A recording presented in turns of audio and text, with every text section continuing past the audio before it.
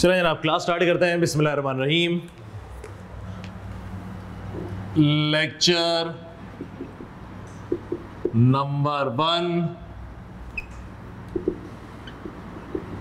Kaif 3 costing. जनाब आज हमारी पहली क्लास है। हम लोग स्टार्ट लेंगे दोस्त बेसिक से। हम लोग पढ़ रहे हैं जनाब मार्च 25 अटैम्प्ट के लिए, और इंशाल्लाह इसी अटैम्प्ट में हम लोग पास करेंगे। इंशाल्लाह इस बार एक मेरिट भी आएगा। और आज तारीख हो चुकी है जनाब, इंशाल्लाह आप ही लोग लाओगे भाई। और आज तारीख हो चुकी है 18 सितंबर। चलें सर, थोड़ा सा हेलो हाय कर ले, इंट्रोडक्शन कर ले, तारुफ हो जाए, फिर हम लोग अपनी पढ़ाई स्टार्ट करते हैं। जनाब मेरा नाम तलहा शाहिद है और मैं केएनएस के अंदर कैफ 3 और कैफ 6 पढ़ा रहा हूँ। ओके जी, इसके अलावा मैं ACCA की भी रिकॉर्डेड लेक्चर्स हैं, वो भी हैं। इसके अलावा जनाब मैंने बेसिकली ये भी लगा दूँ, दोनों लगा दूँ? हाँ ना, लगा भाई। हाय यार, मैंने बेसिकली अपने करियर का स्टार्ट किया था 2011 के अंदर। 2011 में मैंने के इलेक्ट्रिक में नौकरी की 2 साल। फिर उसके बाद मैं चला गया था यूनुस टेक्सटाइल, 4 साल मैंने वहाँ पे काम किया। फिर उसके बाद मैं चला गया था जनाब नेशनल रिफाइनरी में, 4 साल वहाँ पे काम किया। फिर मैं चला गया था PICT में, 1.5 साल वहाँ पे काम किया। फिर आजकल मैं एक IT कंपनी है US बेस्ड, उनके साथ काम कर रहा हूँ। यहाँ पे भी तकरीबन कोई 2 साल हो गए। टीचिंग मैंने स्टार्ट की थी जनाब KNS के अंदर, काफ़ी टाइम हो गया, 8-10 साल हो गए। कॉस्टिंग और MFA ये मैं पढ़ा रहा हूँ। तो ये एक छोटा सा हेलो आया था, बैकग्राउंड था। लास्ट टाइम में MFA के अंदर मेरे बच्चे का मेरिट सर्टिफिकेट आया था। कॉस्टिंग में अभी तक नहीं आया है। उम्मीद है जनाब आप लोग इस बार मेरिट सर्टिफिकेट लेकर आओगे, पक्का ना भाई? इंशाल्लाह। चलें सर, तो ये एक हेलो आया हो गई, थोड़ी इंट्रोडक्शन हो गई हमारी। और सबसे पहले मैं सिलेबस लिखता हूँ, फिर मैं लिखता हूँ हमने इसको पढ़ना कैसे है, कॉस्टिंग किस बला का नाम है, और फिर हम इसको स्टार्ट करते हैं। तो सबसे पहले हम सिलेबस डिस्कस करेंगे। मेरा मोबाइल नंबर भी आप लोग नोट कर लो। चलो दोस्त, पहले मैं सिलेबस लिखता हूँ, सिलेबस कॉपी करेंगे आप लोग, और फिर हम पढ़ने की अपनी स्ट्रेटजी बनाएंगे कि हमारे पढ़ने का तरीका कार क्या होगा। चले मेरे भाई, कॉस्ट एसोसिएटेड विद प्रोडक्शन जनाब ये आएगा तकरीबन 35 से 45 मार्क्स का। और इसमें जो हमारे पास टॉपिक है, inventory valuation, labour costing, factory overhead, labour costing, factory overhead, activity based costing. उसके बाद है मेरे पास marginal absorption costing, marginal and absorption costing, job order costing,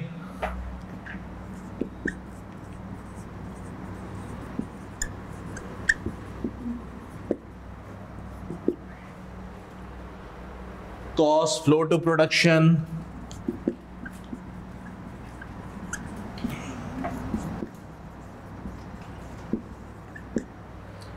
अच्छा जी।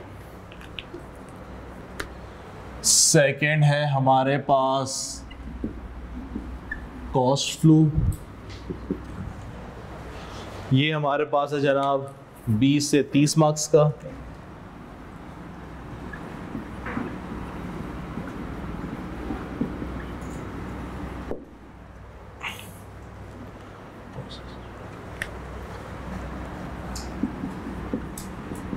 Process costing, joint and by product, उसके बाद है मेरे पास स्टैंडर्ड कॉस्टिंग, वेरिएंसेस और टारगेट कॉस्टिंग।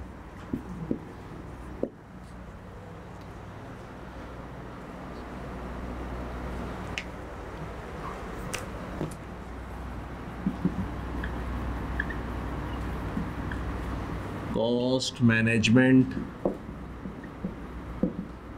प्लानिंग एंड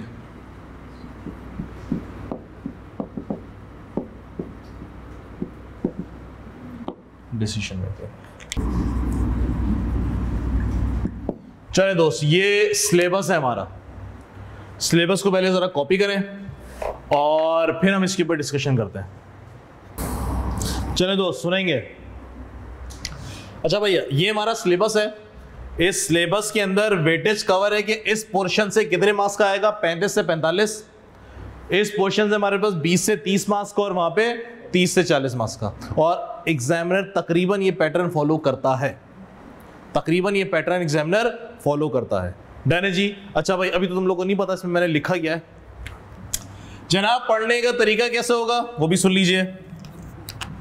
हमारी स्टडी अप्रोच क्या होगी? स्टडी अप्रोच जी जनाब,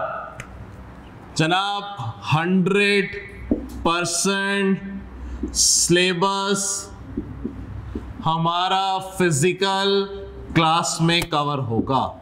यानी कि इस वाले सेशन के अंदर हम लोग रिकॉर्डिंग नहीं देते, क्योंकि ना रमजान होते हैं ना बकरीद है, कोई छुट्टी नहीं आती इस सेशन के अंदर, ना बारिश वारिश का कोई सीन होता है। तो इसीलिए हमारे पास अच्छा खासा टाइम होता है। 100% सिलेबस जो है इस वाले सेशन में कवर कराते हैं।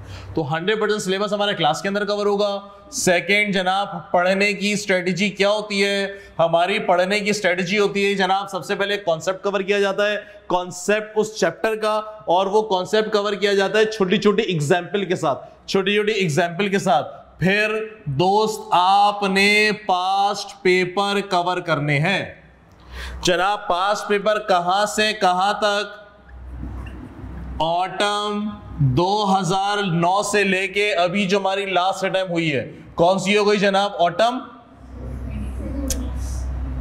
2024।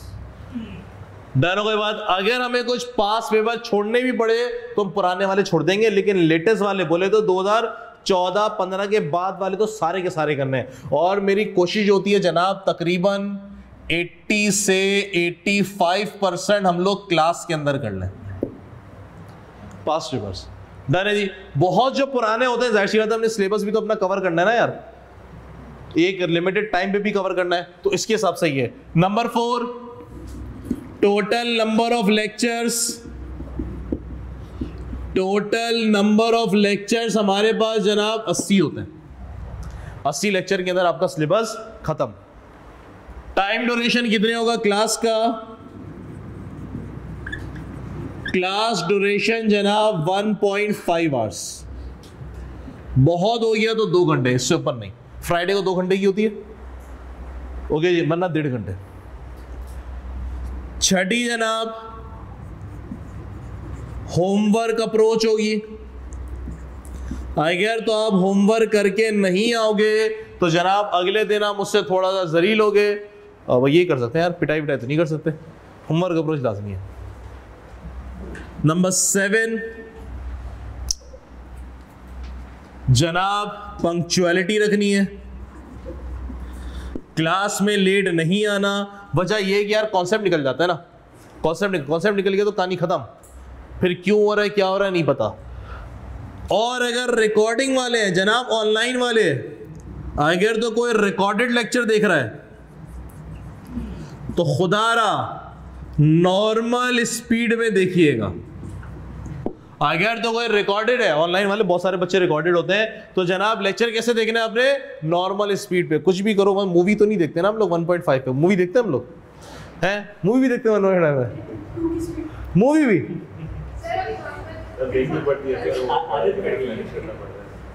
नहीं। गलत है, पता है, ये अप्रोच गलत है। आप लोग अपने साथ जो ना गलत कर रहे हैं। कम से कम मूवी तो नॉर्मल स्पीड पे देखो ना। चलो लेक्चर की तो खैर है, सही है, ये तो मतलब मसला नहीं है, लेकिन मूवी तो बंदा नॉर्मल स्पीड देखे यार, मजे खत्म हो जाएगा मूवी का यार। हाँ वो स्किप कर दो, वो समझ में आता है। वो गाने वाने आ गए, वो पहाड़ों पे गा रहे हैं, नाच रहे हैं, हाँ सही, उसको स्किप कर दो, एग्री। लेकिन ये सारा क्लाइमेट सारी स्टोरी खत्म हो जाएगी यार 2x वगैरह में देखोगे। चलो दोस्तों, भैया कैसे स्पीड पे? नॉर्मल स्पीड पे। और मेरे दोस्त, सबसे मोस्ट इंपॉर्टेंट चीज, आप लोग कैफ में आ गए, कैफ में आ गए भाई, देखो पढ़ने का तरीका ये होता है मेरे दोस्त, आपने डेली स्टडी करना है। पढ़ने का तरीका ये, मैंने आज क्लास में पढ़ाया ना, इंसानी दिमाग है, कल तक आपके दिमाग में सेव रहेगा, परसों भूल जाओगे। आज जो पढ़ाया घर जाके उसको एक दफा से फिर करना है, खुद से एक अलग रजिस्टर ले लो, रफ रजिस्टर का, उसकी प्रैक्टिस करो। प्रैक्टिस करने का भी एक तरीका होता है। क्या तरीका होता है जनाब? आपने, बहुत सारे बच्चे क्या करते हैं, सवाल मैंने कराया, कोई भी कॉन्सेप्ट कराया, सवाल रखा, सॉल्यूशन है सामने, अच्छा हाँ यूं हो रहा है, ओके हो गया रिवीजन।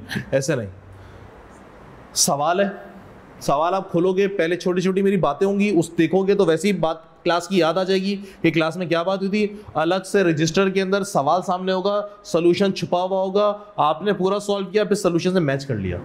या बहुत ज्यादा बेचैनी हो रही है तो आधा सवाल सॉल्व किया, आधा मैच कर लिया, फिर सॉल्यूशन छुपा लिया, फिर सॉल्व किया। इस तरह से पढ़ा जाता है। हमारी क्लासेस किस दिन होंगी? टाइम टेबल मेरे दोस्त फिक्स्ड है, टाइम टेबल हमारा फिक्स्ड है। मंडे, ट्यूसडे, थर्सडे और फ्राइडे। अभी हम 4 दिन लेके चलेंगे, डन है जी। 2 से लेके 3:30,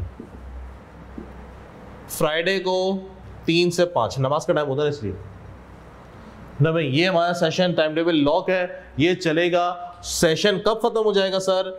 जनाब 31 जैन 2025 को खत्म इंशाल्लाह।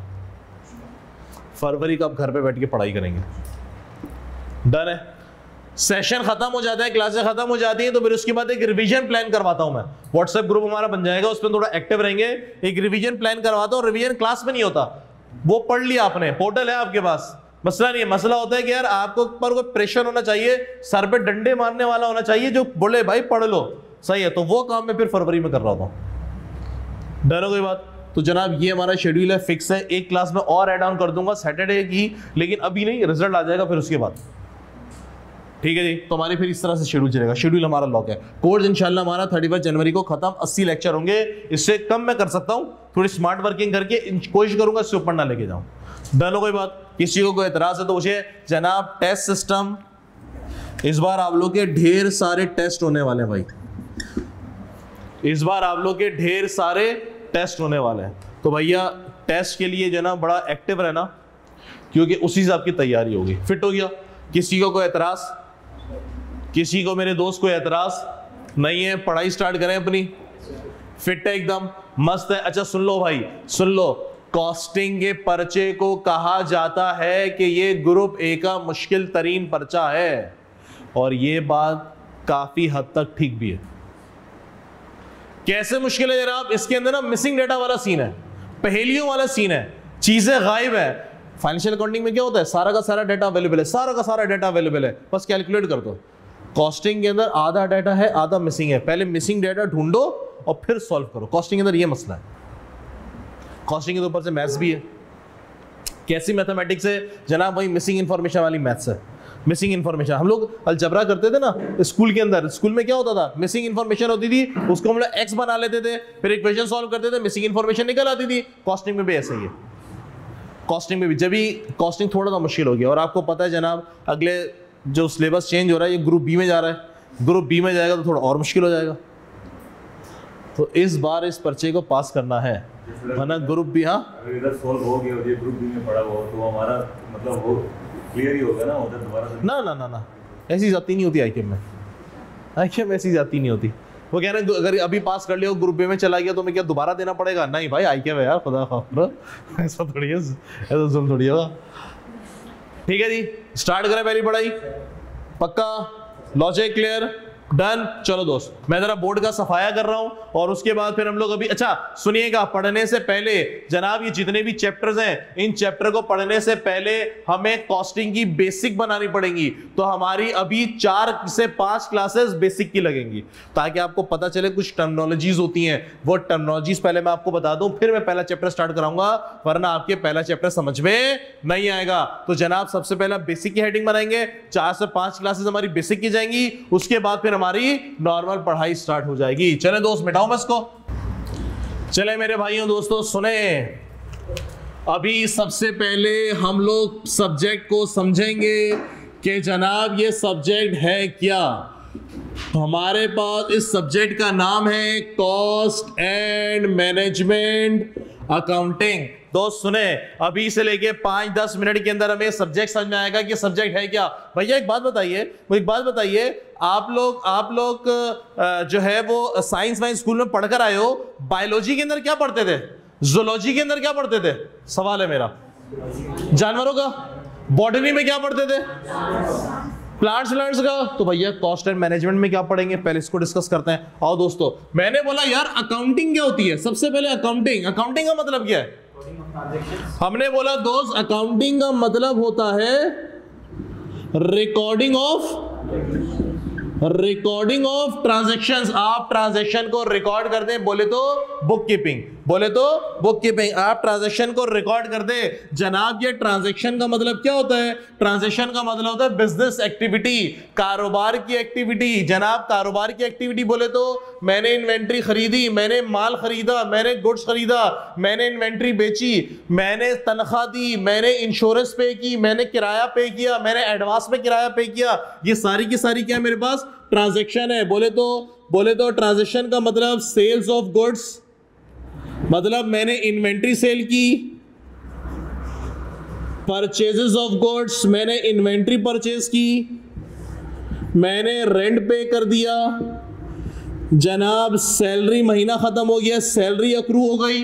ये सारी की सारी क्या मेरे पास ट्रांजैक्शन है, ये ट्रांजैक्शन है। इस ट्रांजैक्शन को रिकॉर्ड करने को मैं क्या कहता हूं जनाब, अकाउंटिंग। भैया रिकॉर्ड कैसे, रिकॉर्ड का मतलब होता है लिखना, हिसाब किताब करना, बोले तो बुक कीपिंग। मैंने बोला जनाब रिकॉर्डिंग का तरीका बोले तो कैसे बात कर रहे हैं। हमने बोला जनाब एक काम करें, आप एक रजिस्टर ले लें, उस रजिस्टर में उर्दू में, सिंधी में, पंजाबी में, फारसी में, जैसे चाहे आप लिख लें। मैंने 10,000 का माल बेचा, मैंने 25,000 का माल बेचा अकरम को, मैंने अपने बंदों को, अहमद को तनख्वाह दी, सैलरी दी, मैंने रेंट पे किया। ये सब कुछ आपने नोट डाउन कर लिया रजिस्टर के अंदर। साल खत्म हुआ, आपको पता है ना अकाउंट्स एक साल के बनते हैं। साल खत्म हुआ, सीईओ ने बुलाया, आपके मैनेजर ने बुलाया, आपके बॉस ने बुलाया, उसने बोला हाँ भाई जरा बताओ पूरे साल कितने की सेल हुई है, क्या आप बता पाएंगे।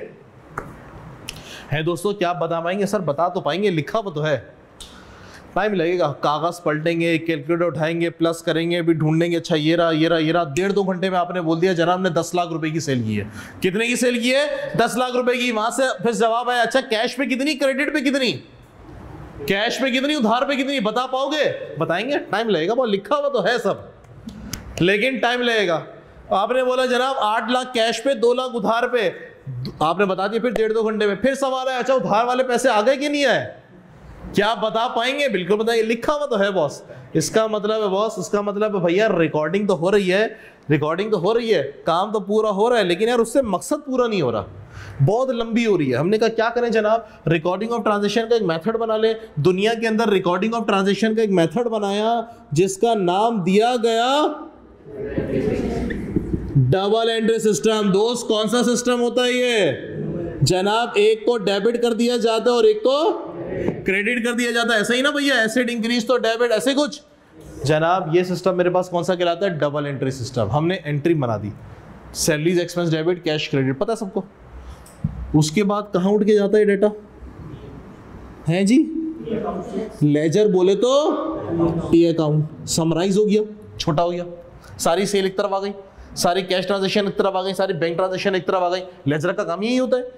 और दोस्त फिर आपने और समराइज करके ट्रायल बैलेंस बन गया। उस ट्रायल बैलेंस के अंदर क्या है, सब 1 लाइन आइटम है, सेल का 1 लाइन आइटम, परचेज का 1 लाइन, तनख्वाह 1 लाइन, अकाउंट पेबल 1 लाइन, सब 1 लाइन के अंदर आ रहा है। हमने बोला दोस्त ये आपने अकाउंट्स बना लिए, उसके बाद आप फिर रिपोर्ट्स बनाते हैं। क्या बनाते हैं दोस्त, रिपोर्ट्स। इस रिपोर्ट को आप लोग कहते हो फाइनेंशियल स्टेटमेंट। क्या कहते हो आप लोग? Financial statement. होती तो रिपोर्ट्स है ना यार, ये नाम रखा गया फाइनेंशियल स्टेटमेंट। इस रिपोर्ट्स में क्या क्या होता है? Profit and loss account, shortcut लिख रहा हूं मैं, इनकम स्टेटमेंट जिसको आप लोग कहते हो। दूसरा statement of financial position, short form लिख रहा हूं, जिसको आप लोग क्या कहते हो? बैलेंस शीट, ऐसा। और दोस्त शॉर्ट फॉर्म लिख रहा हूं मैं, स्टेटमेंट ऑफ कैश फ्लोज, ऐसा बोले तो। फिर statement of changes and equities, short form लिख रहा हूं, ऐसा। और फिर मेरे पास दोस्त नोट्स टू द अकाउंट या फिर डिस्क्लोजर, ऐसा। मेरे भाइयों बात समझ में आई? मैंने बोला जनाब ये डेफिनेशन है मेरे पास अकाउंटिंग की। अकाउंटिंग का मतलब क्या है जनाब? Recording of transaction. पढ़ाते हुए कॉपी नहीं करते, बोलूंगा तब कॉपी करना, मिटाएगा नहीं अपन। सही थी। ये मेरे पास क्या कहलाती है जनाब? अकाउंटिंग। इस अकाउंटिंग को हम लोग कहते हैं फाइनेंशियल अकाउंटिंग। इस अकाउंटिंग को हम लोग क्या कहते हैं दोस्त? Financial accounting. हमें ये नहीं पढ़ना, हमें ये नहीं पढ़ना। ये तुम पढ़ रहे होगे तुम्हारा आइए ना, introduction to accounting, FAR 1, FAR 2 और AAFR। वहां जाके पढ़ोगे सारी चीजें। ये काम किसका है दोस्त? फाइनेंशियल अकाउंटिंग वाले का। अपन का काम नहीं है ये। यानी कि ट्रांजैक्शन हो जाए, माल बिक जाएगा, मैं रिकॉर्ड कर दूंगा। तनख्वाह दे दोगे, मैं रिकॉर्ड कर दूंगा। महीना खत्म हो गया, मैंने तनख्वाह नहीं दी तो जनाब मैं रिकॉर्ड कर दूंगा। बिजली का बिल आ गया, मैं रिकॉर्ड कर दूंगा। बिजली का बिल पे कर दिया, मैं रिकॉर्ड कर दूंगा। मैं बुक कीपिंग कर दूंगा, बनिए वाला काम कर दूंगा। लॉजिक में मैंने क्या बोला? ये अकाउंटिंग कौन सी कहलाती है दोस्त? Financial accounting. किसी को एतराज? अपन को ये नहीं पढ़ना, ये इधर पढ़ोगे, अपन का पेपर ये नहीं है। फिर जनाब आओ जी आगे बढ़ते हैं। फिर क्या भाई हमारा काम? सुने जनाब, मैनेजमेंट क्या होता है दोस्त? मैनेजमेंट का मतलब क्या होता है? मैनेजमेंट का डिसीजन है, यहाँ नहीं बैठो। कितना सुना हमने? मैनेजमेंट का डिसीजन है सर ये रोड बंद है, पीछे से घूम के जाए। सर मैनेजमेंट कौन होता है दोस्त? मैनेजमेंट कौन होते हैं? ऑर्गेनाइजेशन के टॉप लेवल के बंदे, ऑर्गेनाइजेशन के बड़े लोग। ऑर्गेनाइजेशन के बड़े लोग दोस्त कौन होते हैं? बड़े लोग। बिल्कुल ऐसा ही है। CEO, chief executive officer, chief financial officer और डायरेक्टर्स। दोस्त इनका काम क्या है? ये लोग करते क्या है? इनका काम करना नहीं है। काम कौन करते हैं? लेबर, मजदूर, छोटे लोग। इनका काम करवाना। इनका काम करवाना भी नहीं है। काम करवाना किसका काम है? मैनेजर का, सीनियर मैनेजर का, जनरल मैनेजर का। ये उससे भी बड़े लोग हैं। इनका काम क्या है दोस्त? फैसले करना। इनका काम क्या है दोस्त? डिसीजन मेकिंग करना, फैसले करना। दोस्त किस किस्म के फैसले? आओ बात सीखते हैं। हमने बोला दोस्त किस किस्म के फैसले। फॉर एग्जाम्पल आपकी एक कंपनी है, गारमेंट फैक्ट्री है, शर्टें सिलती हैं। आपकी एक फैक्ट्री है, गारमेंट फैक्ट्री, आप शर्टें सीते हो, मार्केट में बेचते हो, पैसे कमाते हो। आपके पास एक ऑर्डर आया चेस की तरफ से, इम्तियाज की तरफ से, कि यार आप अपनी शर्टें बनाते हैं, मार्केट में बेचते हैं, ठीक है, हिसाब किताब चल रहा है, आप अच्छा कमा रहे हो, हमारे लिए जरा 1000 शर्टें सी दो, हमारे लिए 1000 शर्टें सी दो। अब हम ये फैसला ऑर्डर एक्सेप्ट करें क्या नहीं करें? फैसला कौन करेगा? ये बड़े लोग। फैसला कौन करेगा दोस्त? ये बड़े लोग। कोई लेबर करेगी फैसला है? उस फ्लोर का मैनेजर करेगा, चौकीदार करके फैसला कौन करेगा कि चेस वालों को ऑर्डर एक्सेप्ट करें, उनको भगा दे, मना कर दे? ये लोग करेंगे। ये लोग करेंगे जनाब। इस किस्म के फैसले ये लोग करते हैं। इन फैसलों को क्या कहा जाता है? स्पेशल ऑर्डर या फिर वन ऑफ ऑर्डर। बात समझ में आई मैंने क्या बोला दोस्त? बात समझ में आई मैंने क्या बोला? आगे एक फैसला और, एक फैसला और। मैंने बोला जनाब, मैंने बोला दोस्त फॉर एग्जाम्पल आईफोन है, सैमसंग है और इन्फिनिक्स है। इसके अंदर जो कैमरा लगता है, ये कैमरा खुद बनाते हैं खरीदते हैं? सैमसंग वाला कैमरा खुद बनाता है खरीदता है? सवाल, खरीदते हैं? खुद नहीं बना सकते, पैसा वैसा नहीं है इनके पास। पैसा तो बहुत है यार, सैमसंग दुनिया की बड़ी कंपनी में आती है। खुद नहीं बना सकते? बिल्कुल बना सकते हैं, लेकिन बना रहे कि नहीं बना रहे? बनाए या नहीं बनाए, फैसला कौन करेगा? टॉप लेवल वाले लोग करेंगे। अब उनकी मर्जी, उन्होंने फैसला किया नहीं भाई मैं नहीं बनाना, खरीदेंगे, खत्म बात। उनका फैसला ना यार। अगर बनाना भी होगा तो फैसला कौन करेंगे? ये लोग करेंगे। तो दोस्त इन फैसलों को कहा जाता है या तो मेक कर ले या तो हम इनको बाय कर ले। बात समझ में आ रही? फैसला कौन? ये लोग करेंगे। फिर हमने बोला जनाब आपके जाते हो पेट्रोल पंप पे, दो पेट्रोल मिलते हैं, एक मिलता है पेट्रोल और एक मिलता है हाई ऑक्टेन। बनाने वाली कंपनी पेट्रोल बनाए या अच्छा वाला बोले तो हाई ऑक्टेन बनाए, क्या बनाए? दिस फैसला कौन करेगा? टॉप मैनेजमेंट करेंगे। बहुत सारी चीजों को देखते हैं फैसला करेंगे, लेकिन फैसला कौन करेगा? ये लोग करेंगे। इसको हम लोग क्या बोलते हैं जनाब? Further process. बात समझ में आई दोस्त? क्या बोल दिया मैंने? एक और फैसला मैंने बोला जनाब फॉर एग्जाम्पल एक कंपनी है वो एक से ज्यादा प्रोडक्ट बना रही है। एंग्रो फूड्स है जनाब, वो ऑल पर भी बनाती है, ऑल पर जो क्रीम भी बनाती है जनाब, वो ऑल पर का पाउडर मिल्क भी बनाती है जनाब। ये तीनों चारों प्रोडक्ट बनाने के लिए इनको मटेरियल चाहिए मिल्क। फैक्ट्री कहाँ पे? साहिवाल में। मिल्क कहाँ से आता है? आसपास के पंजाब के सारे गाँव से आता है। स्ट्राइक हो गई, किसानों ने रोड ब्लॉक कर दिया, बोले कोई गाड़ी नहीं जाएगी। इसका मतलब है अब आपकी फैक्ट्री के अंदर, स्टोर के अंदर एक लिमिटेड मिल्क अवेलेबल है और सप्लाई आ नहीं सकती क्योंकि रोड ब्लॉक है। हमने बोला सर स्ट्राइक कब तक चलेगी? मैंने बोला यार मुझे लग रहा है, हमारा अंदाजा है और हिस्ट्री ये रही है हफ्ता 10 दिन चलती है। हमने बोला भैया जिस स्पीड से तुम काम कर रहे हो ना, उस स्पीड से तो जो स्टोर में मिल्क पड़ा हुआ है तो 3 दिन में खत्म हो जाएगा, 4 दिन का कारखाना बंद रखे? सवाल है। हमने बोला काम करो, प्रोडक्शन को स्लो डाउन कर दो। पहले अगर 10-10 हजार तीनों के यूनिट बनाने थे तो अब 2-2 हजार यूनिट बनाओ। बात समझ में आई? किसके यूनिट कम बनाए, किसके यूनिट ज्यादा बनाए, फैसला कौन करेगा? ये फैसले कहलाते हैं मेरे पास लिमिटिंग फैक्टर। बात समझ में आई मैंने क्या कह दिया? एक और फैसला जनाब हमने बोला जनाब एक कंपनी है वो काफी सारे प्रोडक्ट बना रही है, यूनिलीवर है। यूनिलीवर का एक प्रोडक्ट था बड़ा मशहूर लिप्टन। यूनिलीवर ने लिप्टन बेच दिया कोई 1.5-2 साल पहले। अब वो यूनिलीवर का प्रोडक्ट नहीं है, एकाडारा एक यूरोपियन कंपनी है, उसका प्रोडक्ट है। फैसला कौन करेगा? बेचेंगे ना बेचें, फैसला कौन करेगा? Top management. ये कहलाता है मेरे पास दोस्त शटडाउन या फिर डिसकंटिन्यूड ऑपरेशन। शटडाउन या फिर डिसकंटिन्यूड ऑपरेशन। क्या सबों को बातें समझ में आ रही हैं मेरे भाइयों? कॉन्सेप्ट क्लियर हो रहा है? अब सुनना जरा। मैंने बोला जनाब ये मैनेजमेंट होते हैं जो ये फैसला करते हैं। सुनिएगा, मैनेजमेंट क्या आंख बंद करके फैसला करेंगे? फॉर एग्जांपल हमारी गारमेंट फैक्ट्री है, हम लोग अपनी शर्टें बनाते हैं, मार्केट में बेचते हैं, पैसा सा कमा लेते हैं। चेज वालों ने, इम्तियाज वालों ने से कांटेक्ट किया कि भैया आप हमें 1000 शर्टें बनाकर दे दो, आप हमें 1000 शर्टें बनाकर दे दो, अपना काम करते रहो और हमें 1000 शर्टें बना के दे दो, उसके पैसे देंगे आपको। ऑर्डर चेज वालों का एक्सेप्ट करें या रिजेक्ट करें, फैसला कौन करेगा? फैसला कौन करेगा? टॉप मैनेजमेंट वाले। हमने बोला दोस्त के ये फैसला क्या आंख बंद करके करेंगे? है अपने मूड पे डिपेंड करके करेंगे? सवाल है। आज मूड अच्छा है, चलो आज जो है ना वो डिसीजन मेकिंग करते हैं। आज मूड अच्छा है, चलो हम डिसीजन मेकिंग, क्या ऐसे फैसला करेंगे? यार ये बोलेंगे भाई कोई वर्किंग तो दो, कोई वर्किंग तो दो कि यार हमें प्रॉफिट आ रहा है, लॉस आ रहा है, कोई वर्किंग तो बना के दो। ऐसे कैसे फैसला करें? बात समझ में? मैंने क्या बोला? मैनेजमेंट को अगर मैं ऐसी वर्किंग प्रोवाइड करूं, कैसी वर्किंग प्रोवाइड करूं? सुनना, मैं बोलूंगा देखें सर आपको 1000 शर्ट्स का ऑर्डर आया है। कितने का शर्ट का ऑर्डर आया है? 1000 शर्ट का। और चेज वाला बोल रहा है कि भैया मैं आपको एक शर्ट के 500 रुपए दूंगा। तो देखा जाए वो मेरे को कितने पैसे देगा? 5 लाख देगा। और एक शर्ट को जाहिर सी बात है बनाने के लिए कॉस्ट लगेगी, फ्री में तो नहीं मिलेगा।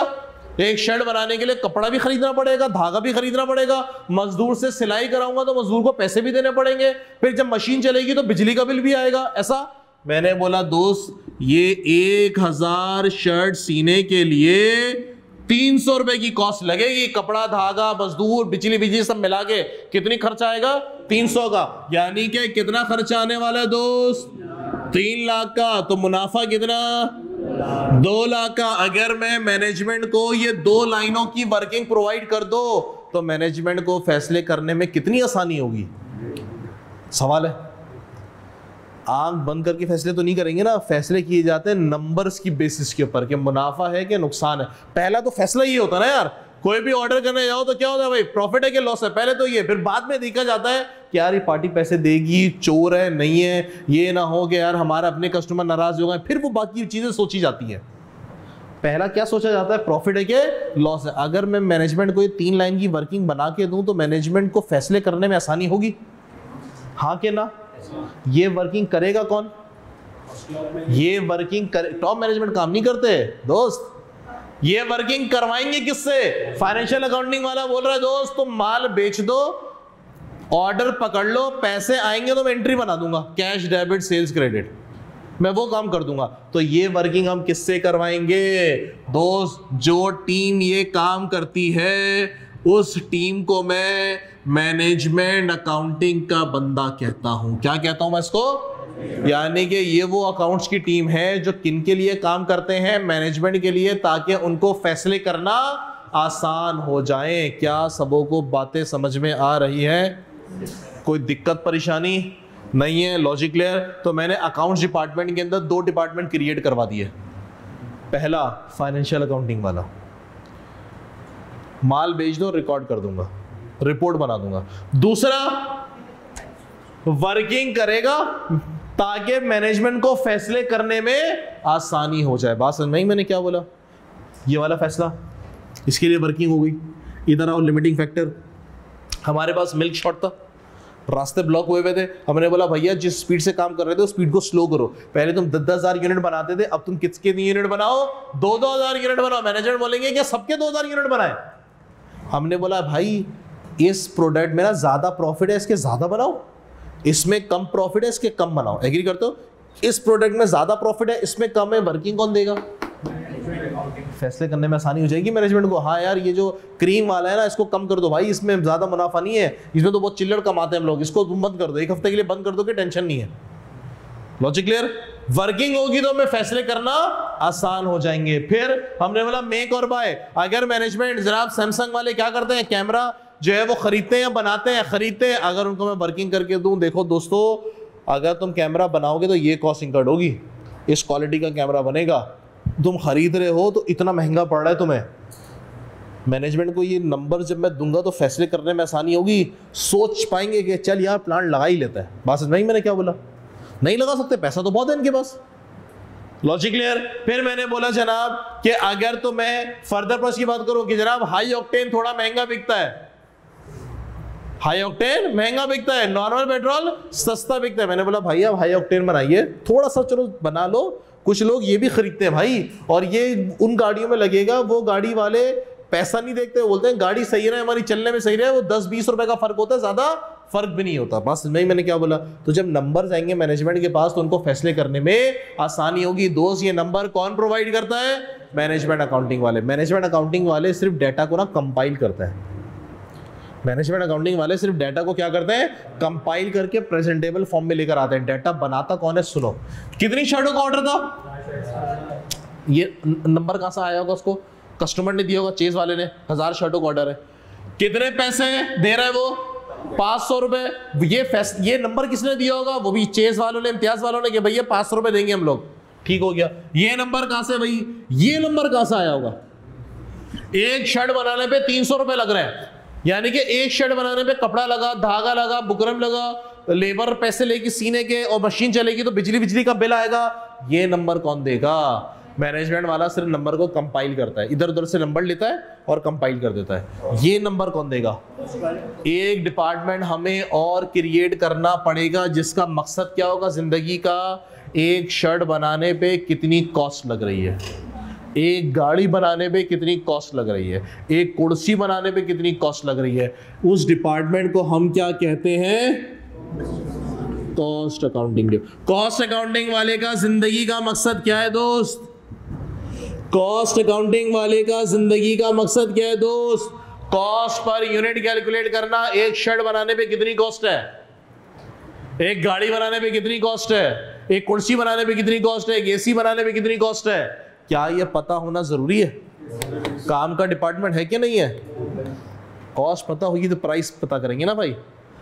कुछ शर्टें महंगी होती हैं, कुछ शर्टें सस्ती होती हैं, वजह क्वालिटी बोले तो कॉस्ट। क्वालिटी बोले तो महंगा कपड़ा डला हुआ है, सस्ता कपड़ा डला हुआ है, स्टिचिंग बड़ी अच्छी हुई भी है। हमने बोला बॉस ताल्लुक सारा किस चीज से है? कॉस्ट से। कॉस्ट पता होना जरूरी है, बिल्कुल जरूरी है। कॉस्ट अगर आपको नहीं पता या कॉस्ट अगर आपको गलत पता है तो आप कंपनी नहीं चला पाएंगे। उल्टी फुल्टी प्राइस रखोगे, एंड में इनकम स्टेटमेंट बनाओगे तो कबाड़ा हो जाएगा बॉस। अगर उल्टी फुल्टी प्राइसिंग करोगे, कॉस्टिंग डिपार्टमेंट नहीं है, अंदाजे से चल रहे हो, तो आपको पता कब चलेगा? जब एंड में इनकम स्टेटमेंट बनाएंगे तो लॉस आ गया। आपने बोला अबे इतना जबरदस्त माल बेचा हमने, रिकॉर्ड तोड़ दिए हमने पिछले सालों की सेल के, लेकिन सारा लॉस क्यों आया? पता चला भाई जितने का तुम बेच रहे हो उससे ज्यादा तो कॉस्ट है यार। तो कॉस्ट कैलकुलेट करने पे थोड़ा ध्यान लगाइए। बात समझ में आई मैंने क्या बोला? तो भैया मैंने 3 डिपार्टमेंट क्रिएट कर दिया आपके अकाउंट्स डिपार्टमेंट के अंदर। पहला डिपार्टमेंट कौन सा? इसका काम क्या है जनाब? आप माल बेच दो, चीज खरीद लो, तनख्वाह दे दो, मैं एंट्री बना के रिकॉर्ड करके इनकम स्टेटमेंट तुम्हारे सामने लाके खड़ा कर दूंगा। क्या ये जरूरी है? ये भी जरूरी है यार। पूरा साल एंड हो जाए तो पता तो चले कि मुनाफा आया कि लॉस आया, किसके कितने पैसे देने हैं, किसको कितने पैसे लेने हैं, कितने एसेट है हमारे पास। बहुत जरूरी है भाई ये, तो इसीलिए पढ़ाया आपको जाता है, इतनी सारी चीजें पढ़ाई जाती है। फिर हमने बोला जनाब मैनेजमेंट के लिए फैसले करने हैं। हमने बोला दोस्त अच्छा क्या मैनेजमेंट रोजाना फैसले करते हैं? सुबह आते हैं चलो यार आज फैसला करते हैं कैमरा बनाए या खरीदें, परसों आए चलो फिर फैसला करते हैं कैमरा बनाए या खरीदें। मतलब ये फैसले रोजाना होते हैं? कम होते हैं, मीटिंग होती है, कम होता है, मीटिंग होती है। अब मैं मैनेजमेंट अकाउंटिंग की टीम बना लूँ 4-5 क्वालिफाइड बंदे की, पूरा दिन करेंगे क्या? सवाल है। पत्ते खेलेंगे, क्या करेंगे हम सब? बातें करेंगे, मूवी देखेंगे, नेटफ्लिक्स, क्या करेंगे? तो इसीलिए कंपनी में क्या किया जाता है? 2 डिपार्टमेंट बना लिए जाते हैं। 2 डिपार्टमेंट, एक फाइनेंशियल अकाउंटिंग वाला और दूसरा कॉस्ट एंड मैनेजमेंट अकाउंटिंग वाला। कॉस्टिंग का काम भी तुम करोगे, मैनेजमेंट को कोई फैसले आ गए तो वो भी तुम करोगे भाई। इसीलिए तुम्हारे पेपर का नाम भी कॉस्ट एंड मैनेजमेंट कर दिया गया। यानी कि मेन डिपार्टमेंट कौन सा होता है? मैनेजमेंट अकाउंटिंग, उसके अंदर समझो कॉस्ट अकाउंटिंग होती है। बात समझ में आई मैंने क्या बोला? किसी को कोई दिक्कत परेशानी लॉजिक? और अगर बहुत ही छोटी कंपनी होती है तो वहां पे एक ही डिपार्टमेंट होता है, अकाउंट्स डिपार्टमेंट, वही फाइनेंशियल अकाउंटिंग भी करता है, वही कॉस्ट अकाउंटिंग भी करता है, वही मैनेजमेंट अकाउंटिंग भी करता है। अगर फॉर एग्जाम्पल कोई ऐसा प्रोडक्ट है जिसमें कॉस्ट पर यूनिट निकालना ही नहीं है, ये एक दफा निकालनी है वही चलता रहेगा, तो क्या वहां पे कॉस्टिंग डिपार्टमेंट क्रिएट कराऊंगा मैं? सवाल है। मुझे हॉस्पिटल के पर बेड के चार्जेस डिसाइड करने हैं, मुझे हॉस्पिटल के पर बेड के चार्जेस डिसाइड करने हैं। जनाब कॉस्ट पता होना जरूरी है कि एक बेड पे कॉस्ट कितनी लग रही है? बिल्कुल जरूरी है। जनाब हॉस्पिटल की कॉस्ट कौन कौन सी? हॉस्पिटल का रेंट हो गया, स्टाफ हो गए, चौकीदार की सैलरी, जैनिटोरियल स्टाफ की तनख्वाह, सारी तनख्वाह ले ली मैंने, डिवाइड कर दिया। महीने की तनख्वाह ली तो डिवाइड कर दिया, 30 दिन से तो 1 दिन की तनख्वाह आ गई, और डिवाइड कर दिया हॉस्पिटल में कितने बेड्स हैं, डिवाइड कर दिया, आ गई। 1 टाइम काम है। क्या इसके लिए कॉस्टिंग डिपार्टमेंट बनाऊं मैं? है मतलब तनख्वाह यही रहेगी यार, कॉस्ट वॉस्ट तो यही रहेगी। रेंट बढ़ेगा साल बाद, तनख्वाहें बढ़ेंगी साल बाद, मैं क्या करवाऊंगा इनसे? अगर मैं डिपार्टमेंट क्रिएट भी करवा लूं इस हॉस्पिटल के अंदर कॉस्टिंग का, तो मैं इसे क्या करवाऊंगा? सवाल है। तो फाइनेंशियल अकाउंटिंग वालों से ही काम करा लिया जाता है। बात समझ में आई मैंने क्या कह दिया? बात समझ में आई दोस्त मैंने क्या कह दिया?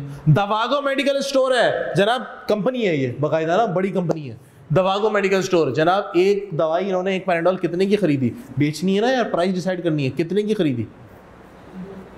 पर्ची पे लिखा होता है जिससे लोग खरीद के लाते हैं, इनवॉइस पे लिखा होता है ना, जिससे कंपनी अपनी से होलसेलर पता नहीं कहाँ से खरीद के ला रहे हैं। उसके लिए डिपार्टमेंट क्रिएट कराऊंगा मैं? जरूरत तो नहीं है। बात समझ में आई मैंने क्या बोला? तो जनाब आपको नॉर्मली कॉस्टिंग डिपार्टमेंट कहाँ मिलता है? जहां पे प्रोडक्ट की प्राइसिंग कैलकुलेट करने में दिमाग और वक्त लगता है।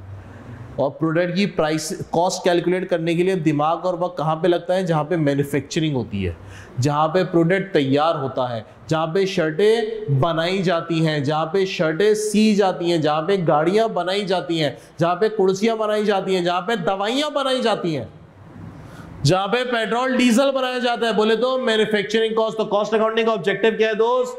कॉस्ट पर यूनिट कैलकुलेट करना, एक यूनिट पे कितनी कॉस्ट है। यार यूनिट का मतलब क्या है? कॉस्टिंग के अंदर ना कुछ टर्मिनोलॉजीज है। क्या टर्मिनोलॉजीज है? सुनना हाँ, तो कॉस्टिंग के अंदर ना कुछ टर्मिनोलॉजीज है, वो पढ़ते रहेंगे, आहिस्ता आहिस्ता आप लोग को आती रहेगी। फॉर एग्जांपल आप गाड़ी चलाते हो तो उसको क्या बोलते हैं हम लोग? स्टीयरिंग। और बाइक में उसको क्या बोलते हैं? टर्मिनोलॉजी का फर्क है, काम दोनों का एक ही है, टर्मिनोलॉजी का फर्क है। तो कॉस्टिंग के अंदर भी टर्मिनोलॉजीज हैं, वक्त के साथ साथ सीखते रहोगे, वक्त के साथ साथ सीखते रहेंगे।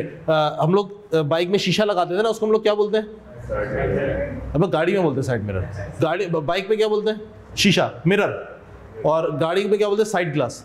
ऐसा ही है, टेक्नोलॉजी का फर्क है, काम एक ही है भाई, काम एक ही है। ऐसा ही है। सुनना मेरे दोस्त, मैंने बोला जनाब कॉस्ट अकाउंटिंग का ऑब्जेक्टिव क्या है? Cost per unit. Per unit का मतलब क्या है दोस्त? पर यूनिट का मतलब क्या है? यूनिट का मतलब क्या है? फॉर एग्जांपल कंपनी ने बोला कैनवुड वाले एसी बना रहे हैं, इन्होंने 100 एसी बना दिए। कॉस्टिंग की जबान में बोलेंगे हमने 100 यूनिट बना दिए। कॉस्टिंग की जबान में क्या बोलेंगे? हमने 100 यूनिट बना दिए। बोले तो नंबर ऑफ एसी। गाड़ी वाले बोलेंगे हमने 50 होंडा सिटी बना दी। कॉस्टिंग की जबान में क्या बोलेंगे? हमने 50 यूनिट बना दिए। बात समझ में आई जरा? Number of car, number of, ये गारमेंट वाले बोलेंगे हमने 1000 शर्टें सी दी है इस महीने। कॉस्टिंग की जबान में क्या बोलेंगे? 1000 यूनिट सी दी हमने इस महीने। बात समझ में आई मैंने क्या कह दिया? तो जनाब मैं जरा सम अप करूं बात को, तो हमारे अकाउंट्स में 3 डिपार्टमेंट होते हैं। एक होता है फाइनेंशियल अकाउंटिंग वाला जो कि रिकॉर्डिंग करता है, दूसरा होता है मैनेजमेंट वाला जो मैनेजमेंट को इन्फॉर्मेशन प्रोवाइड करता है, तीसरा होता है कॉस्ट अकाउंटिंग वाला जिसका मकसद एक यूनिट बनाने पे कितनी कॉस्ट आई है ताकि प्राइसिंग करने में आसानी हो जाए। नॉर्मली 2 डिपार्टमेंट नजर आते हैं आपको, कॉस्ट एंड मैनेजमेंट और फाइनेंशियल। मैनेजमेंट वाला, कॉस्ट वाला ही मैनेजमेंट वाले का काम कर लेता है। ब्रॉड जो है वो मैनेजमेंट अकाउंटिंग है, उसके अंदर कॉस्ट अकाउंटिंग आती है। जब भी अगली स्कीम के अंदर इस पेपर का नाम कॉस्ट एंड मैनेजमेंट से खत्म करके मैनेजमेंट अकाउंटिंग किया जा रहा है। चीज वही है बॉस, ये नहीं कि सिलेबस आधा हो जाएगा, ऐसा नहीं है, ऐसा नहीं है। बात समझ में आई मेरे भाई? पक्का? तो हमने इस पेपर के अंदर कॉस्ट पर यूनिट भी सीखनी है, एक शर्ट बनाने पे कितनी कॉस्ट आ रही है, और डिसीजन मेकिंग। सिलेबस निकालो जरा मेरे दोस्त, मेरे दोस्त सिलेबस निकालो। जो आपको मैंने सबसे लेफ्ट पे लिखवाया था, जो मैंने आपको सबसे लेफ्ट में लिखवाया था और जो सेंटर में लिखवाया, जो मैंने लेफ्ट में लिखवाया और सेंटर में लिखवाया, ये दोनों कॉस्ट अकाउंटिंग है, ये दोनों कॉस्ट अकाउंटिंग है।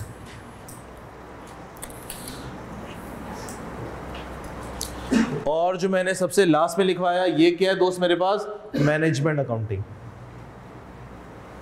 उल्टे हाथ पे जो दोनों आ रहे हैं आपके पास, कॉस्ट एसोसिएटेड विद प्रोडक्शन और कॉस्ट फ्लो, ये कॉस्ट अकाउंटिंग है।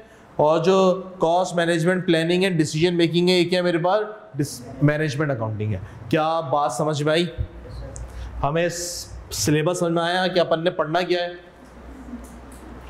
Logic clear? Make sense? Copy करो फिर हम आगे बढ़ते हैं। चले मेरे भाई आगे बढ़े, मेरे दोस्तों आगे बढ़े। कोई दिक्कत परेशानी किसी को? तो जनाब मुझे जरा डिफरेंसेस बताओगे फाइनेंशियल अकाउंटिंग और मैनेजमेंट अकाउंटिंग का डिफरेंस क्या है खुद से? फाइनेंशियल वाले का काम क्या है? फाइनेंशियल अकाउंटिंग वाले का काम क्या है? Recording of transaction. Ultimate target क्या है? रिपोर्ट बनाना, बोले तो रिपोर्टिंग करना, बोले तो फाइनेंशियल स्टेटमेंट बनाना। ऐसा ही है।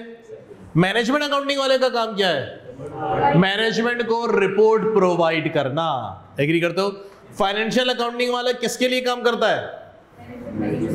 फाइनेंशियल अकाउंटिंग वाला किसके लिए काम करता है? रिपोर्ट बनाता है, इनकम स्टेटमेंट, बैलेंस शीट बनाता है। फाइनेंशियल स्टेटमेंट का असल हकदार कौन है पढ़ने वाला? Share holder. असल हकदार कौन है फाइनेंशियल स्टेटमेंट को पढ़ने के लिए? Share holder. तो देखा जाए घूम फिर के फाइनेंशियल अकाउंटिंग वाला किसके लिए काम कर रहा है? देखा जाए तो शेयर होल्डर के लिए अल्टीमेटली घूम फिर के। जबकि मैनेजमेंट अकाउंटिंग वाला किसके लिए कर रहा है? मैनेजमेंट के लिए। एक और चीज ये खुद ही जहन में आ रहा है यार, हम लोगों ने अकाउंटिंग के अंदर पढ़ा था कि अगर आप मशीन खरीदोगे जिसकी लाइफ 1 साल से ज्यादा है तो आप उसकी एंट्री बनाओगे एसेट, मतलब नॉन करंट एसेट डेबिट और कैश वैश क्रेडिट। भैया एक्सपेंस क्यों नहीं डेबिट कर रहे? क्योंकि है कैपिटल एक्सपेंडिचर है वो। क्यों? क्योंकि उसकी लाइफ ज्यादा है। क्यों? क्योंकि उसके बेनिफिट ज्यादा है। क्यों? अबे किसने बोला कि ऐसे डेबिट करो? किसने बोला कि आप एक्सपेंस डेबिट ना करो? किसने बोला? IFRS ने बोला। बोलना यार, किसने बोला दोस्त? IFRS ने बोला ना यार, तो इतनी लंबी छोड़ी कर रहा है यार। अभी IFRS बोलते हैं नहीं इसको तुम एक्सपेंस करोगे तो क्या करोगे, बहस करोगे क्या? एक्सपेंस करना शुरू कर दोगे। सिंपल बोल रहा है। किसने बोला भाई? IFRS। मतलब फाइनेंशियल अकाउंटिंग वाला अपनी मर्जी से कुछ नहीं कह सकता भाई, ये उसने बोला तो करेगा मैं, खत्म बात। कैश फ्लो बनाया आप लोगों ने कभी जिंदगी में? बनाया। इनकम स्टेटमेंट तो बनाइए ना। इनकम स्टेटमेंट का मतलब प्रॉफिट या लॉस।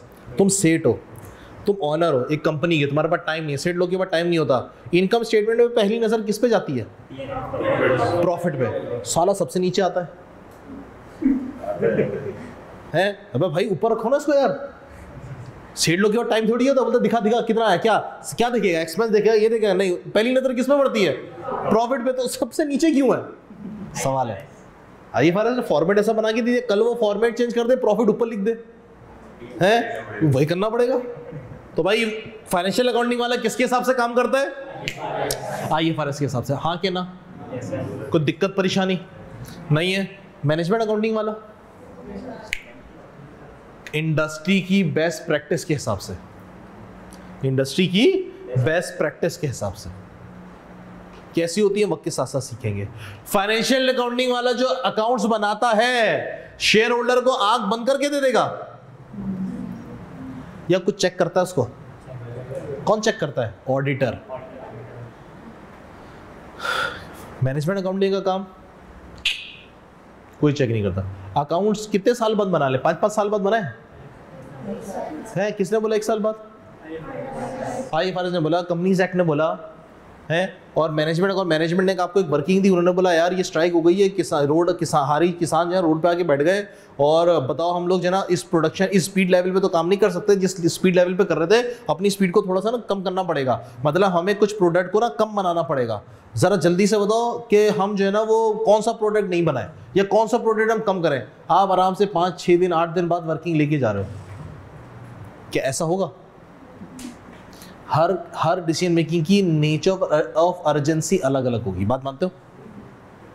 आपने बोला नहीं फाइनेंशियल अकाउंटिंग वालों को तो हमने 1 साल दिया हुआ है, 1 साल बाद अकाउंट बनाएंगे, और मुझे तुम बोल रहे हो यार पर रात में रिपोर्ट ले आओ, सुबह बैठ जाएंगे मीटिंग के लिए।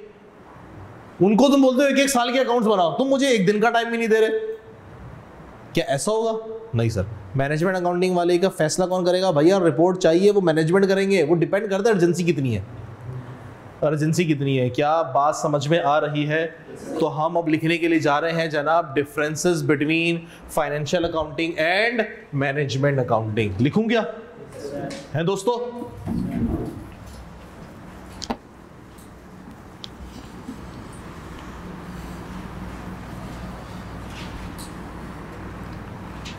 हमारा व्हाट्सएप ग्रुप बना हुआ है? हमारा व्हाट्सएप ग्रुप नहीं बना हुआ है? सब्जेक्ट वाइज नहीं बना हुआ। अच्छा तो दोस्त, मैं नंबर लिखा ना मेरा सही। अभी हम लोग एक टेम्परेरी व्हाट्सएप ग्रुप बनाते हैं ताकि हम कम से कम कम्युनिकेशन तो करते रहें। तो ये जो मेरा नंबर था ना, सबने लिखा है? नहीं लिखा? उस पर मुझे एक व्हाट्सएप कर दो, CAF3 कॉस्टिंग, बस मैं आपको ग्रुप में ऐड कर दूंगा। जब तक हमारा वो सब्जेक्ट वाइज नहीं बनना ना, कम से कम हमारी कम्युनिकेशन होती रहे। वो होता है ना, एक सर पे डंडा मारने वाला बंदा होना चाहिए। सही है, तो वो सर पे डंडे मारने वाला बंदा बनना है मैंने। तो वो सही, मुझे ग्रुप पे ऐड हो जाना यार। सही है, लास्ट में मुझे सिर्फ व्हाट्सएप कर दो CAF3 कॉस्टिंग, बस मैं खुद ही ऐड कर दूंगा। ठीक हो गया दोस्तों?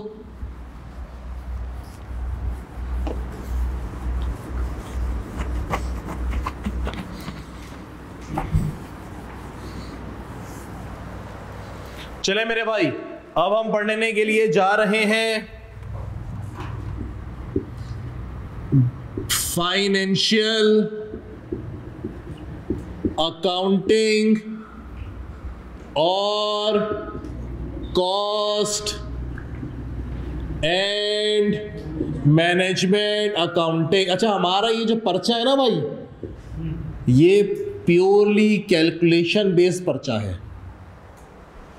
सही, लेकिन 3-4 मार्क्स की ना थ्योरी आ जाती है। तो थ्योरी कैसे आएगी? ऐसे आएगी, difference between financial accounting and management accounting. क्या रट्टा मारने की जरूरत है? खुद देख सकते हो। सही, थ्योरी का 3 से 4 मार्क्स की आती है। अच्छा, किताब मैं आप लोगों को प्रोवाइड करूंगा, अपनी किताब, ठीक है जी। उसके अंदर सारे पास्ट पेपर भी होंगे, सब चीज़ होंगी उसके अंदर, ठीक है जी। मोस्ट प्रोबेबली मैं उनको दे दूंगा, भी अपडेट कर रहा हूँ मैं, हर टाइम में अपडेट करता हूँ, नए पेपर ऐड कर देता हूँ, कुछ पुराने इररिलेवेंट सवाल होते हैं उसको निकाल देता हूँ, क्योंकि स्टडी भी हमने ना थोड़ी स्मार्ट रखनी है, बहुत ज़्यादा नहीं पढ़ना, बहुत कम नहीं पढ़ना, स्मार्ट वे में पढ़ना है कि बाकी पेपर्स भी ना सबको मैनेज करके चलना है। चले दोस्त स्टार्ट करें भाई।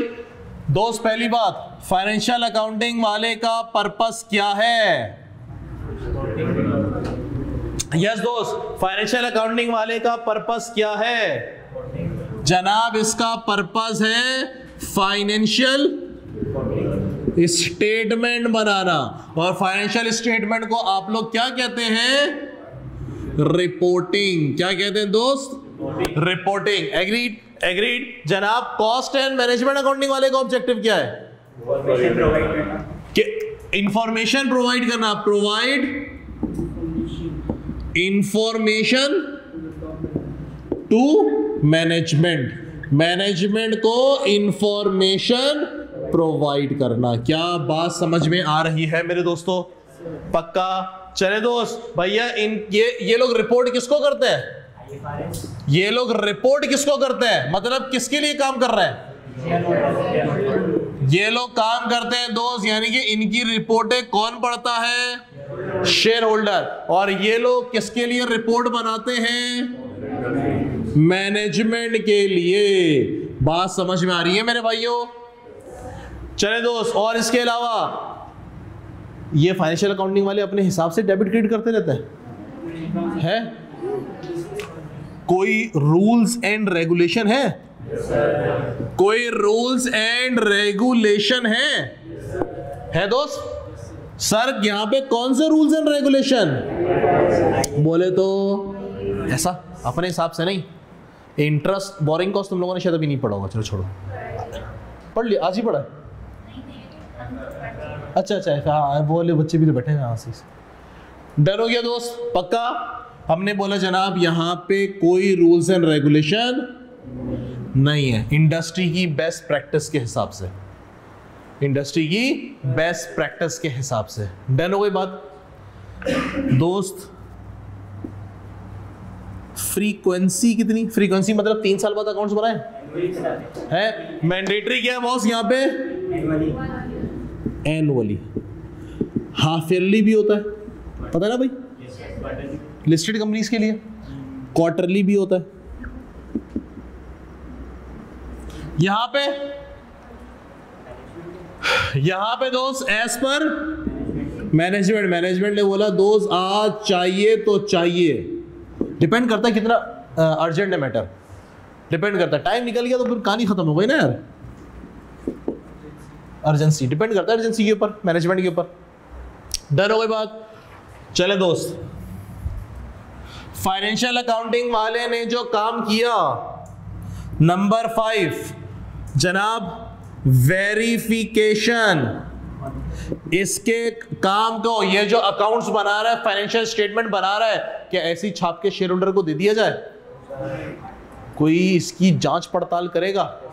कोई इसको वेरीफाई करेगा? कौन करेगा दोस्त? उस ऑडिटर को हम कहते हैं एक्सटर्नल ऑडिटर। इंटरनल ऑडिटर, इसने कॉस्ट एंड मैनेजमेंट वाले ने कोई काम किया, क्या चेंज वेस को ऑर्डर आया, वो एक रिपोर्ट बना के दे दी मैनेजमेंट को, क्या उसको वेरीफाई कराया जाएगा? डिपेंड करता है मैनेजमेंट से, चाहे तो वो वेरीफाई करवा ले चाहे ना कराए, डिपेंड करता है।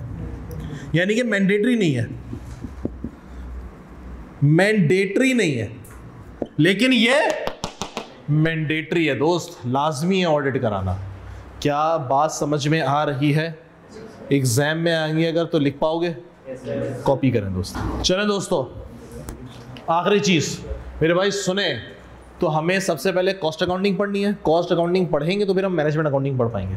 कॉस्ट अकाउंटिंग का ऑब्जेक्टिव क्या है? कॉस्ट पर यूनिट कैलकुलेट करना कि एक यूनिट बनाने पे खर्चा कितना आ रहा है, एक यूनिट बनाने पे खर्चा कितना आ रहा है। मेरे दोस्त जरा बिजनेस बताओगे जनाब? कारोबार हम कितने किस्म के कर सकते हैं जनाब? कारोबार हम कितने किस्म के कर सकते हैं? 3 किस्म के। एक मेरे पास कहलाता है जनाब ट्रेडिंग, एक मेरे पास कहलाता है दोस्त सर्विस प्रोवाइडर, एक मेरे पास कहलाता है जनाब मैन्युफैक्चरिंग। जनाब ट्रेडिंग बिजनेस का मतलब चीजों को खरीदना और बेचना बोले तो जस्ट बाइंग एंड, चीजों को खरीदना और बेचना बोले तो जस्ट बाइंग एंड सेलिंग। मैंने चीजों को खरीदा, उसी शक्ल में आगे उसको बेच दिया, बगैर कोई शक्ल तब्दील किए, बगैर कोई शक्ल तब्दील किए। फॉर एग्जाम्पल मेरे दोस्त, दवागो मेडिकल स्टोर क्या करता है? दवाइयां खुद बनाता है क्या? नहीं जनाब, दवाइयां खरीदी, दुकान पे रखी और बेच दी। और इम्तियाज कह लो, इम्तियाज में थोड़ी बहुत मैन्युफैक्चरिंग अब शुरू कर दी है ना? हाँ, थोड़ी बहुत उसके अपने प्रोडक्ट भी आ गए, अपनी मैन्युफैक्चरिंग हटा दो, उसको हटा दो। चेस अब कह लो, चेस तो नहीं करता ना बीबी, ये भी शुरू कर दिए। लो तो एग्जाम्पल में क्या लिखे? चलो 2 मिनट के लिए समझो, नहीं करता। हाँ, नहीं जरूरी नहीं है तो समझे नहीं करता, वो जब अपने प्रोडक्ट बनाता ना 2 मिनट के लिए हटा दे। दराज सर्विस प्रोवाइडर में, ट्रेडिंग में थोड़ी अपना माल थोड़ी बेचता है दराज। चलिए सुने, हमने बोला जनाब ट्रेडिंग में जस्ट बाइंग एंड सेलिंग, चीजों को खरीदा और उसको आगे एज इट इज बेच दिया। दवागो मेडिकल स्टोर है, चेज है मेरे पास। मुझे बताइए जनाब, यहाँ पे कॉस्ट पर यूनिट कैसे निकाली जाएगी? दवागो में पैनाडोल, राइजिक और पता नहीं कौन कौन सी ऑगमेंटन, ये सारी एक यूनिट कितने की? कैसे पता चलेगा कि एक यूनिट कितने का है? जिससे खरीदेंगे उसकी पर्ची पे, इनवॉइस पे लिखा हुआ होगा, लिखा हुआ होता है क्वांटिटी, रेट, अमाउंट। चल अगर रेट का कॉलम नहीं लिखा हुआ, अमाउंट लिखी हुई है, क्वांटिटी लिखी हुई है, डिवाइड मार लो। क्या इसके लिए कॉस्ट अकाउंटिंग का डिपार्टमेंट क्रिएट करने की जरूरत है? तो यहाँ पे आपको कॉस्ट अकाउंटिंग डिपार्टमेंट नजर भी नहीं आता। सर ट्रेडिंग के अंदर कॉस्ट अकाउंटिंग डिपार्टमेंट नहीं दिखता आपको।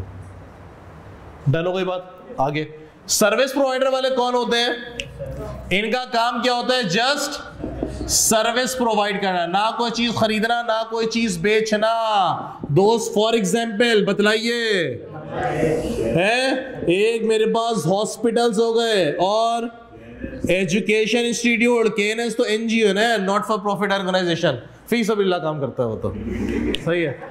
हमने बोला जनाब हॉस्पिटल क्या करता है भैया? ना कोई चीज खरीदता है, ना कोई चीज बेचता है, बल्कि आपको जस्ट सर्विसेज प्रोवाइड कर रहा होता है। एग्रीड?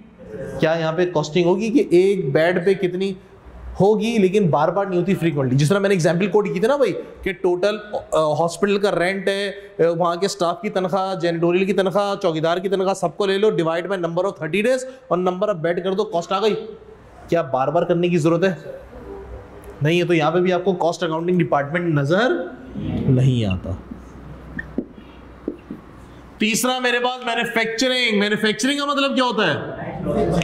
हमने गुड्स को परचेस किया, उसको प्रोसेस किया, बोले तो बनाया और देन उसको सेल किया। मतलब गुड्स को खुद बना के तैयार करके फिर बेचा जा रहा है, इसको बोलते हैं मैन्युफैक्चरिंग। फॉर एग्जांपल जनाब टेक्सटाइल है, टेक्सटाइल क्या खरीदते हैं दोस्त? क्या खरीदते हैं लोग? रुई। बेचते क्या ये लोग? फैब्रिक। एक फैब्रिक, एक थान पे कितनी रुई लगी, उस रुई में कितना केमिकल लगा। रुई से पहले बनता धागा, धागे से फिर बनता है सफेद कपड़ा, सफेद कपड़े में भी लाल पीला नीला रंग होके फिर वो कपड़ा बन जाता है। एक थान पे, एक शर्ट पे कितनी कॉस्ट आई है? कॉटन भी पता नहीं कितनी किस्म की होती है, केमिकल भी पता नहीं कितने किस्म के होता है। वो तो हमें ही पता है ना यार, ये शर्ट से कलर निकल रहा है, शर्ट से नहीं निकल रहा, तो हमें पता है सर केमिकल की क्वालिटी अलग है, इस पर रुआ आ गया, इस पर नहीं आया, सर कॉटन की क्वालिटी अलग है, ये तो हमें पता है। एग्री करते हैं? तो उसका मतलब है दोस्त यहाँ पे क्या कॉस्टिंग डिपार्टमेंट की जरूरत है? इस शर्ट पे कौन सी रुई लगी, कौन सा केमिकल लगा, सर हिसाब किताब रखना पड़ेगा, क्वालिफाइड बंदे बिठाने पड़ेंगे, उनको एक ना अच्छा सिस्टम भी बना के देना पड़ेगा, वरना पागल हो जाएंगी वो टीम भी। बात समझ में मैंने क्या बोल दिया जनाब? ऑयल रिफाइनरी क्या खरीदते हैं लोग? जमीन से जो क्रूड ऑयल निकलता है और पेट्रोल डीजल बना के बेचते हैं। जमीन से जो क्रूड ऑयल निकलता है ना, बिल्कुल कीचड़ होता है, कीचड़ होती है ना, वो कीचड़ होता है वो। और पेट्रोल कैसा होता है? सही। अब वो बनाने के अंदर पूरी एक इंजीनियरिंग लग रही है। तो 1 लीटर पेट्रोल पे कितनी कॉस्ट आई? दिमाग लगाना पड़ेगा, टीम बनानी पड़ेगी, कॉस्ट अकाउंटिंग वाले का काम है। फार्मास्यूटिकल वाले, एक पैनाडोल इतनी सी गोली है, उसमें कौन कौन से केमिकल का मिक्सचर लगा है, जरा सा भी ऊपर नीचे हो गया तो बंदा तो गया। वो हिसाब किताब मेंटेन करना। हर दवाई के अंदर मतलब पैनाडोल, राइजिक, ये वो हर किसी में केमिकल कंपोजिशन अलग है, मानते हो नहीं मानते? इसको हम फॉर्मूला कहते हैं। एक पैनाडोल पे कितना खर्चा आ रहा है, एक राइजिक गोली पे कितना खर्चा आ रहा है? दोस्त, कॉस्ट अकाउंटिंग की जरूरत पड़ने वाली है? पढ़ने वाली है भाई, पढ़ने वाली है। तो जनाब मैन्युफैक्चरिंग के अंदर आपके पास कॉस्ट अकाउंटिंग की जरूरत पड़ती है। तो हम जब भी कॉस्ट अकाउंटिंग पढ़ेंगे तो समझ जाना एक कारखाना लगा हुआ है, फैक्ट्री लगी हुई है, वहां पे माल तैयार हो रहा है, शर्टें सिल रही हैं, कपड़ा बन रहा है, कुर्सियां तैयार हो रही हैं, दवाइयां बन रही हैं, गाड़ी बन रही है, मतलब फैक्ट्री लगी हुई है, एसी बन रहा है जनाब, फ्रिज बन रहा है, माइक्रो ओवन बन रहा है, मतलब मैन्युफैक्चरिंग प्लांट है, वहां पे प्रोडक्ट बन रहा है। जब भी आप कॉस्टिंग पढ़ेंगे तो आपके जहन में ये चीजें होनी चाहिए। बात समझ में आई मैंने क्या बोला? किसी को कोई दिक्कत परेशानी नहीं है? चले सर 2 मिनट के अंदर जरा समअप करें, हमने आज क्या पढ़ा? हमने आज कॉस्ट अकाउंटिंग और मैनेजमेंट अकाउंटिंग की डेफिनेशन पढ़ी। कॉस्ट अकाउंटिंग का ऑब्जेक्टिव क्या है? कॉस्ट पर यूनिट कैलकुलेट करना कि एक यूनिट बनाने पे कितनी कॉस्ट लग रही है, एक यूनिट बनाने पे कितनी कॉस्ट लग रही है, एक यूनिट बनाने के लिए। और हमने बोला जनाब कि आपके पास जो हमने सबसे पहले डिपार्टमेंट को स्प्लिट कर दिया। हमने बोला अकाउंटिंग डिपार्टमेंट के अंदर एक होता है फाइनेंशियल अकाउंटिंग वाला, उसका काम क्या होता है जनाब? बुक्स को रिकॉर्ड करना, एंट्री बनाना, फाइनेंशियल स्टेटमेंट बनाना। जबकि मैनेजमेंट अकाउंटिंग वाले का काम क्या होता है? मैनेजमेंट को इन्फॉर्मेशन प्रोवाइड करना। इन्फॉर्मेशन किससे लेना? एक यूनिट बनाने पर कितनी कॉस्ट लग रही है, वो काम किसका है? कॉस्ट अकाउंटिंग वाले का है। और ये मेहनत दिक्कत कहां अप्लाई होगी? जहां पे मैन्युफैक्चरिंग हो रही है, वहां पे कॉस्ट पर यूनिट कैलकुलेट करना मुश्किल होता है। ट्रेडिंग में आसान होता है, पता होता है भाई कहां से खरीद के लाए हो, कितने का खरीद के लाए हो। लेकिन जहां पे बनाने की बात आती है वहां पे फिर बैठ के दिमाग लगाना पड़ता है, सोचना पड़ता है। क्या सबको बातें समझ में आई?